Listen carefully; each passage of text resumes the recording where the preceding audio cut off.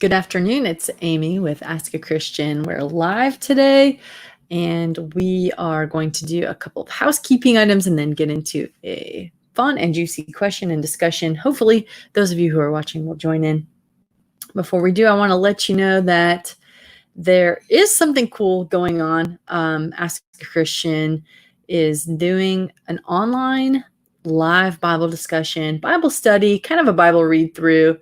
I'm going to put something up real quick so you can see it. This is our banner. This is our ad. So the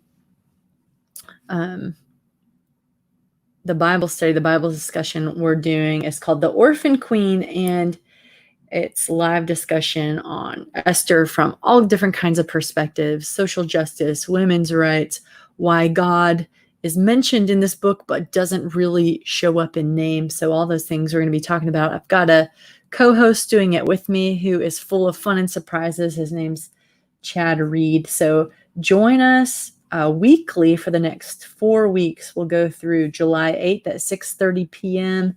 Pacific time. And that's something that we'll be doing in a fun way. I'll be using the Message Bible, and Chad's got an NIV. Your version is welcome as well. But anyway, that is The Orphan Queen live Wednesdays at 6:30 p.m. Pacific time. Also want to thank some of our new subscribers this week. We've got Daniel, I'm always slaughtering names, Daniel Opare, J. Bear Guerra, Andrea Owlette, John C.K. Sam, and also some of you from Facebook have come over and subscribed, followed us. Samaritan is Sam, Gina Hall, Sally Singh, Kwan Keisha Brown, TJ Clark McCoy, Fendo Sibanda. Thank you so much for joining us and being part of our community. Hello to those of you who are viewing right now. Feel free to send your comments and questions. Hello, Rabid Rab. So excited to see you back. So today I'm going to read this question that I got through our email. And by the way, you're welcome to send your questions via email as well, whether you just want to discuss it personally or if you don't mind if we do a live video on it. We've got lots of fun things to talk with and join in our community with you. Also, just added appointments to our Facebook offering. So if you want to talk with me or pray with me or do something like that personally, you'll find those on the Facebook page. But okay, so if you want to send in your questions, you can do that. It's askachristianfriend@gmail.com. And let me read this.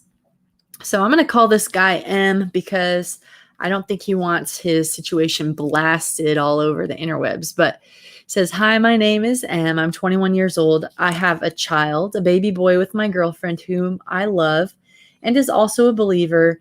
And I was wondering, we are not yet married, but we plan to once our financial issues improve and I come home from prison. But when I come home, we plan to have sex. And I know it's a sin because we're not yet legally married, but we do have a child. So where do we go about that?" All right. Well, I've got some ideas. Those of you watching probably have some ideas, but I want to start this discussion off, this answer off, by reading one of my favorite passages in the Bible about this. Now, there's tons of verses. I won't say tons, maybe a handful of verses about sexuality, purity. This man says he knows it's a sin. He wants to do right by his woman. He wants to do right by God. So this guy has a converted heart and he just wants to do what's right. But you can see he's got a situation because he's already had sex. That's where kids come from, FYI. And so, once that pull and that attraction, that intimacy is there, it can be like unimaginable to think like, okay, we're going to stop doing this now. So I totally have sympathy. I totally have been there myself where, you get in physically with somebody and it feels great. It feels right, whatever. So I don't want you to think that I'm coming at this from a perspective of somebody who's never fallen.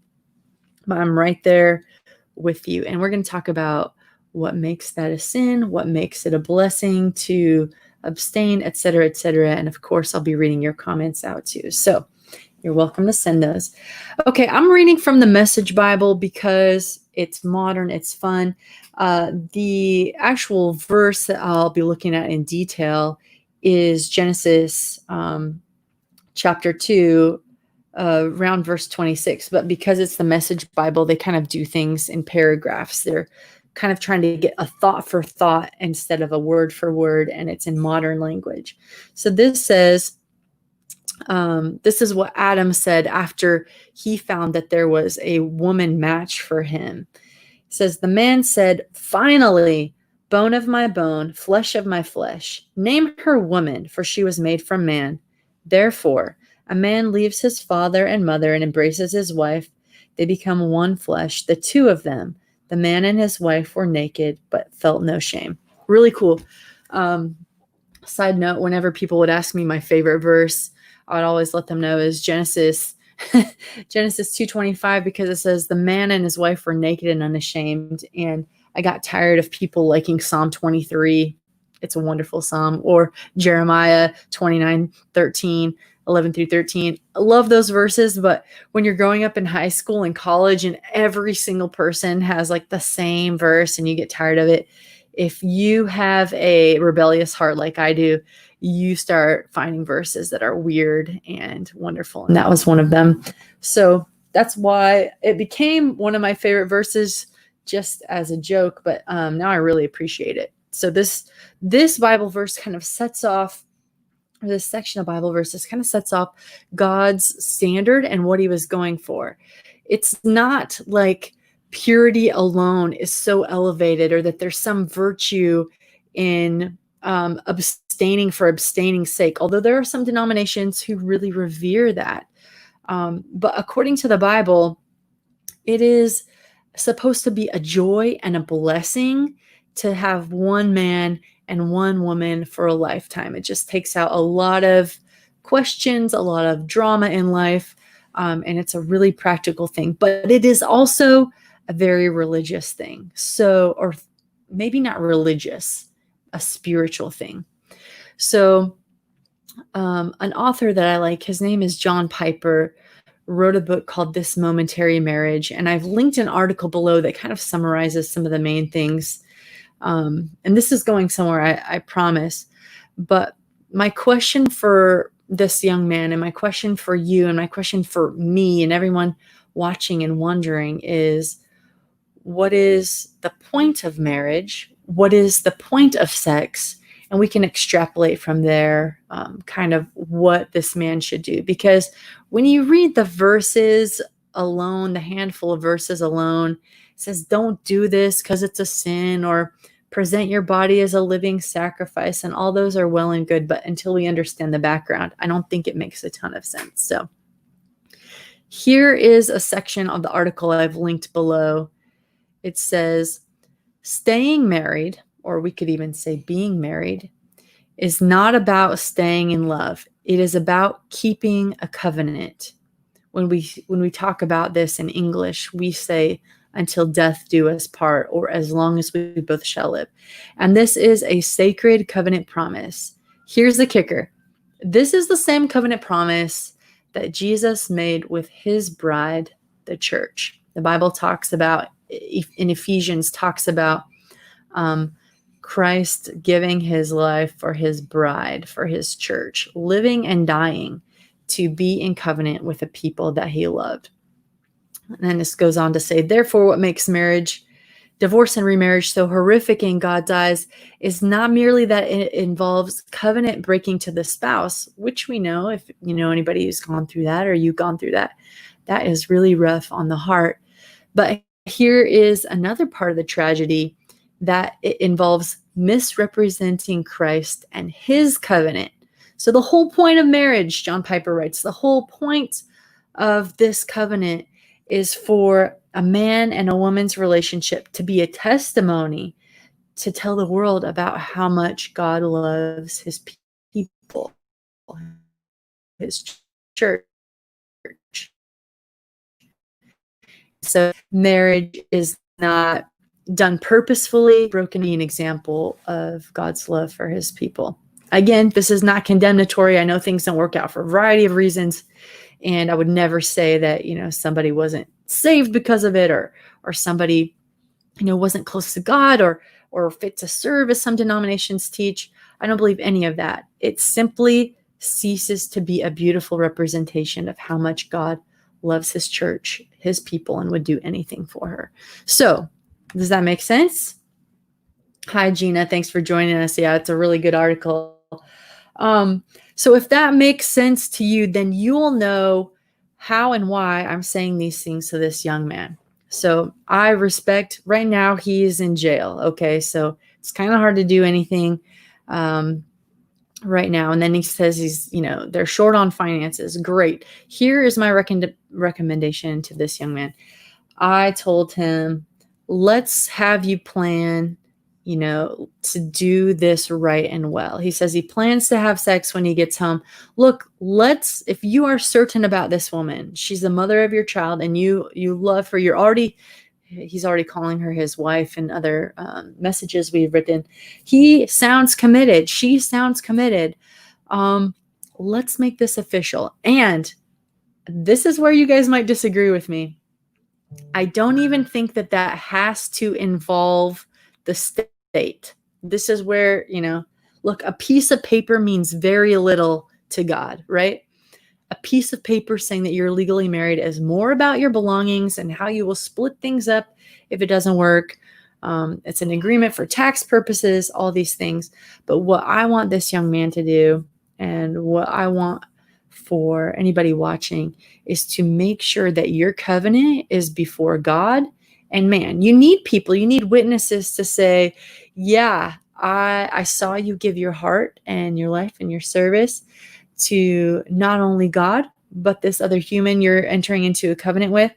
And you will not break up unless I'm involved. That's what having a best man or a matron or maid of honor and having a wedding party is all about. It's not just people to dress up, spend their money, and stand next to you. It is literally to bring people into your circle who say, if this starts to go wrong, I am standing next to you. I will hold you accountable.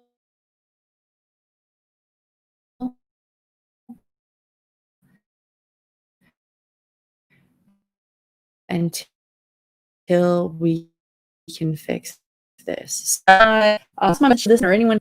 I'm having some way. Apologies if you guys are seeing a little blackout there. Let's do this marriage right. It can be done cheaply. Do your wedding ceremony or whatever later. But if you are sure that this is the one for you, I would say maybe prison or your local church can offer you some premarital counseling together. I think that's usually like 6 or 8 weeks, meeting weekly.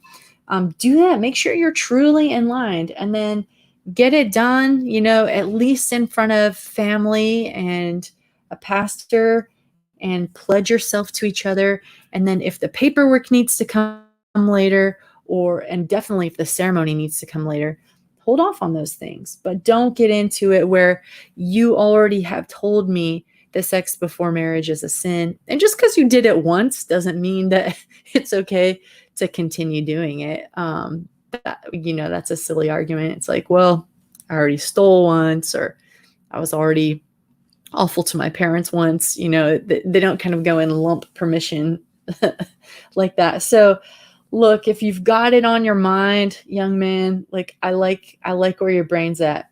Get it done right. And keeping yourself from sex for a little while is not going to be, it's weeks, of doing God's will versus maybe not feeling quite as great about it. So that's my stuff.